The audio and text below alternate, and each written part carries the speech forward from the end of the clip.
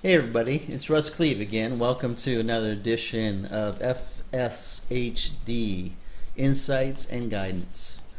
Today I'm here with my sister Teresa Kleve Hello. and her dog Foxy. Foxy.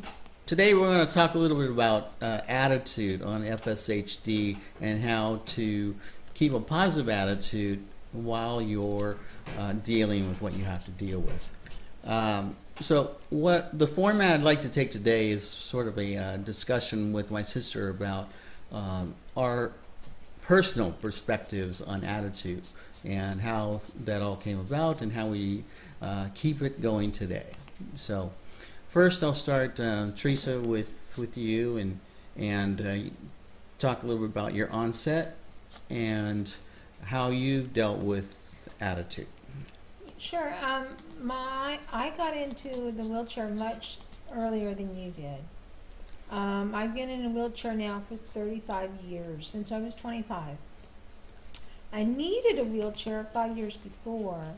I was like housebound pretty much, because I would fall down all the time. And it got to the point where I would just either go to the store or go over to my mom's house to visit or stay home. And that was it. And my children were very young, and I had to set a good example for my kids because all of my kids also have the same disability of muscular dystrophy, and they will eventually get to where we are someday.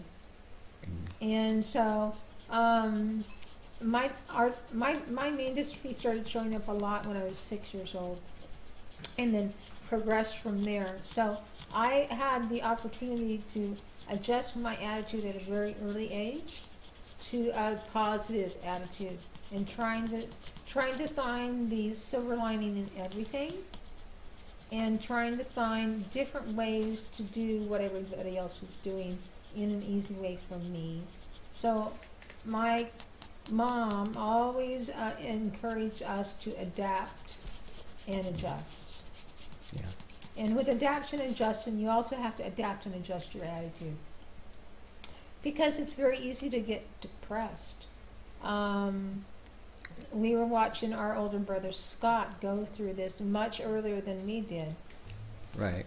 Our family, I know I talked about in an earlier episode, but our entire family, except for our father, have FSH Muscular Dystrophy. Different severities and different onsets. Mine was the latter onset. Teresa's was, like she said, starting really around childhood age, but not seriously affecting her until a little bit later in her High school. high school. Yeah. And so growing up in that family with that mother that would have that attitude about it and say, well, if you can't do it one way, find another way. She was constantly telling us that. And she wasn't giving us any slack. We had to figure it out ourselves. Yeah, that's true. That's true. So it kind of, as from my perspective, my positive attitude was a long time coming, because even though I was raised in a family with it, it was still something really hard to come to grips with, you know? Well, yeah, because you spent a lot of time being a caretaker for Scott, because you weren't affected so much, so it didn't immediately affect you. And you were pretty physical. You could do a lot of physical things. Right. I bicycled quite frequently, pretty active. We grew up on a 30-acre farm, mostly with animals of all types, and so there was a lot of work to do around the farm. So I did most of that. And I did a lot of horseback riding. I had horses. And this helped me get my core strong for balance, which would help me greatly later on when I lost my ability to be able to walk. Having a strong core is imperative to be able to do some of these things that you have to figure out different ways to do them. Right. Now you're talking about a core muscle. Your center. Yeah. Yeah, being able to keep your balance. So horseback riding for me got my gyroscope there. There you go. Yeah. And that helped with the attitude too as well. Yeah, because being around horses made me very happy. Great. Yeah. And so my attitude took a while. It was a long time coming. Like I said, I had to adjust to things a little more slowly, I guess, than my siblings, but I still had to adjust. And I had been very active and very healthy, and the least severe case of FSH in my family. Right. So I was pretty active, and then in my 20s, my late 20s, started having problems with drop foot and tripping over my foot. And then I was probably 26, 27 years old, started having those problems. And now at 58, happy birthday, Teresa. Happy birthday. Today's our birthday. And by the way, Teresa's my twin sister. I didn't say that before, but Yes. we're twins. I was born first, she came next. And I got all the looks. I got all the brains. So we have an attitude in our family that I think my mother is largely responsible for, but I think our brothers probably helped too, although they both passed away now, partly because of FSHD and breathing issues that they encountered later. Pneumonia. Right. So, but I think everybody's attitude was, okay, well, let's do the best we can. Let's figure out the best way to approach the problem that we've got and how to deal with it. And I had the great fortune of seeing my siblings go through it already. And so I could say, oh, well, I know what I got to deal with now, and I know that I'm going to have to find a way to do things in my life that I'm not used to doing.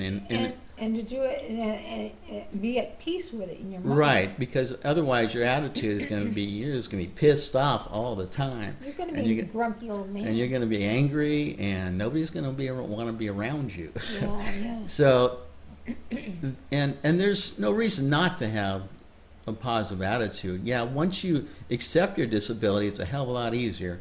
But I think it takes that work to accept the disability, and then your attitude will change. It will become more positive, more relaxed.